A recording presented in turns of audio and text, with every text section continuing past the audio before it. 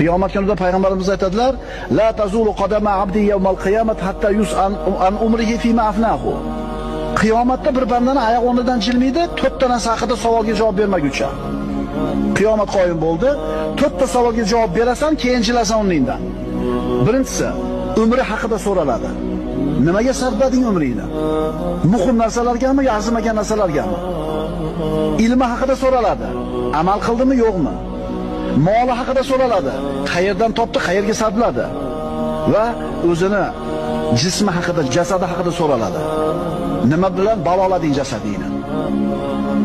Shuning uchun birodarlar, biz qaysi narsa muhim, qaysi narsa muhim emas, ajratib olishimiz kerak.